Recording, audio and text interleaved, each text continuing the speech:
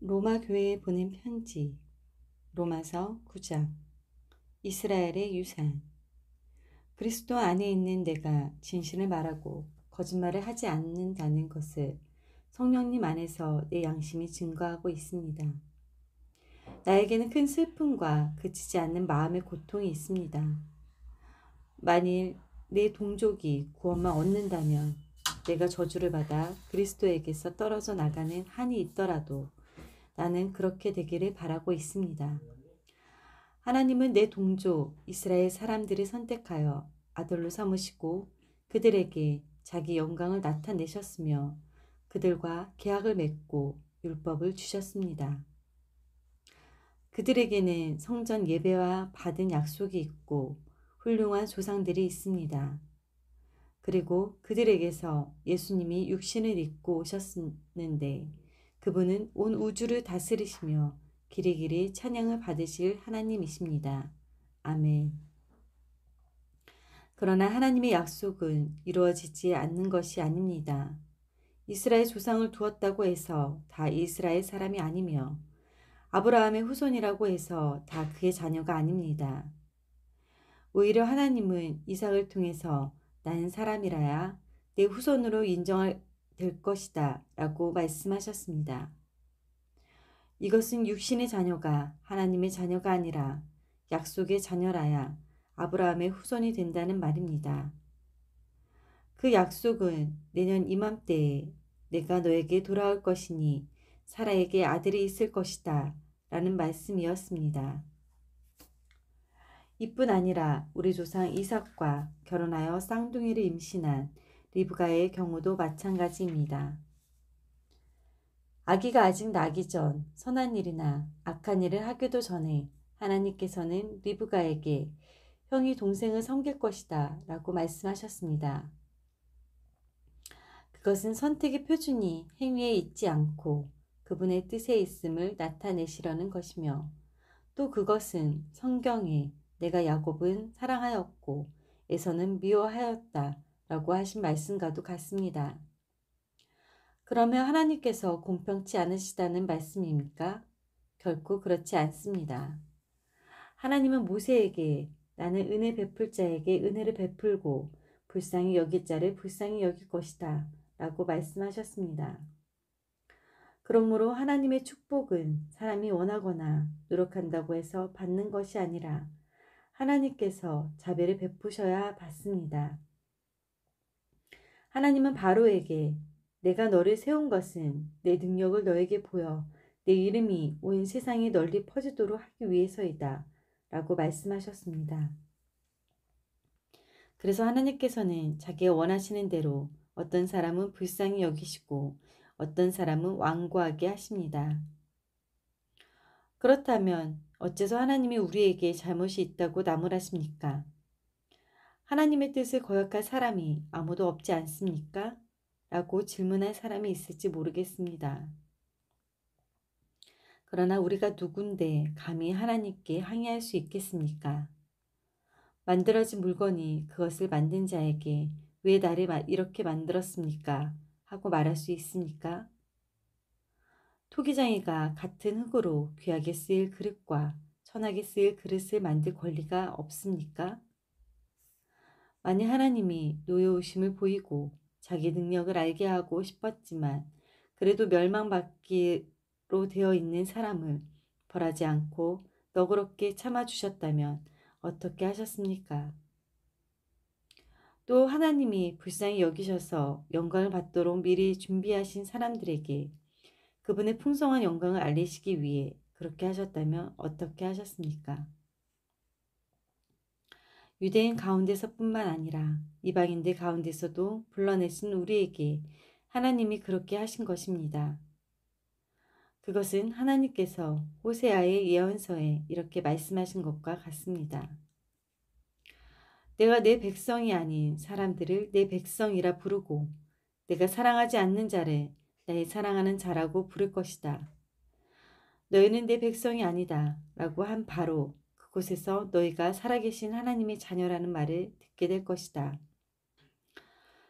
그리고 이사야도 이스라엘에 대하여 이렇게 외쳤습니다. 이스라엘 백성의 수가 바다의 모래알처럼 많을지라도 남은 사람만 구원받을 것이다.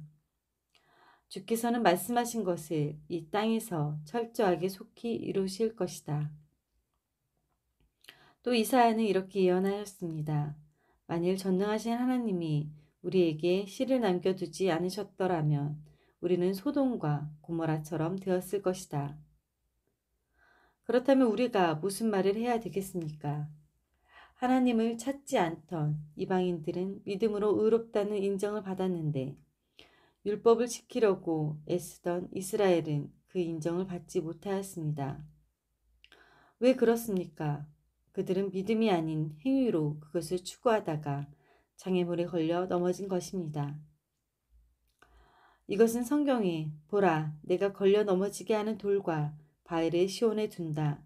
그러나 그를 믿는 사람은 부끄러움을 당하지 않을 것이다. 라고 쓰인 말씀과 같습니다.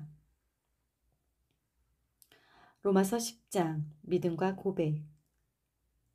형제 여러분, 나는 내 동족이 구원받기를 간절히 원하며 기도하고 있습니다. 그들은 하나님께 대하여 열심히 하는 것은 사실이지만 그 열심은 바른 지식에서 나온 것이 아닙니다. 그들은 하나님에게서 의롭다고 인정받는다는 것을 모르고 스스로 의롭게 되려고 노력하며 의롭다고 인정받는 하나님의 방법을 따르지 않습니다. 그래서 그리스도께서는 믿는 모든 사람들이 하나님에게 의롭다는 인정을 받게 하시려고 율법을 완성해 주셨습니다. 모세는 율법을 의지하고 지키는 사람은 그것을 완전히 지켜야만 구원을 받을 것이라고 하였습니다. 그러나 믿음으로 의롭게 되는 것에 관해서는 이렇게 기록되어 있습니다. 너희는 그리스도를 모셔내려고 마음속으로 누가 하늘에 올라가겠느냐 하지 말며 또 죽은 자 가운데서 그리스도를 모셔 올리려고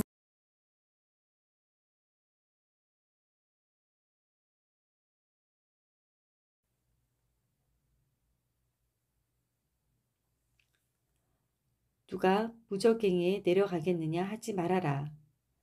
이것은 하나님의 말씀이 바로 여러분 곁에 있으며 여러분의 입술과 마음에 있습니다. 라고 하였기 때문입니다. 이것은 바로 우리가 전파하는 믿음의 말씀입니다.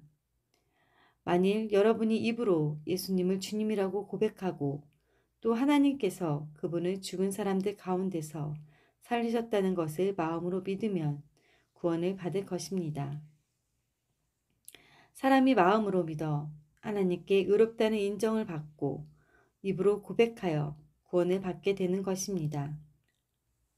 성경에서도 누구든지 그를 믿는 사람은 부끄러움을 당하지 않을 것이다 라고 말합니다.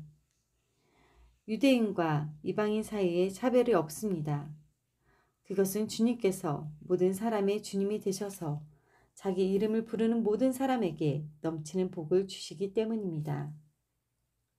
누구든지 주님의 이름을 부르는 사람은 구원을 받을 것이다 라는 성경 말씀도 있습니다.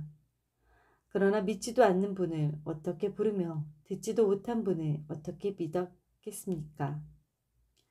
전하는 사람이 없이 어떻게 듣겠습니까? 또 보내심을 받지 않고 어떻게 전하겠습니까?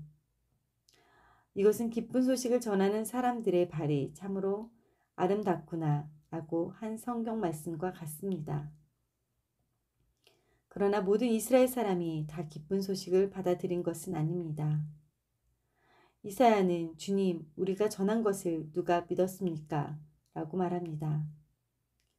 그러므로 믿음은 듣는 데서 생기고 듣는 것은 그리스도의 말씀에서 비롯됩니다.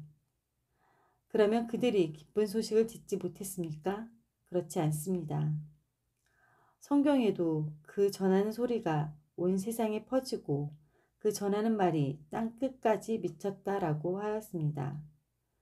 그렇다면 이스라엘이 그 말씀을 알아듣지 못했다는 말입니까?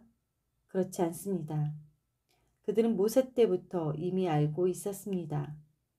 하나님께서는 먼저 모세를 통하여 나도 내 백성이 아닌 사람에게 애정을 주어 너희를 질투하게 하고 어리석은 민족으로 너희를 분노하게 할 것이다 라고 하셨습니다.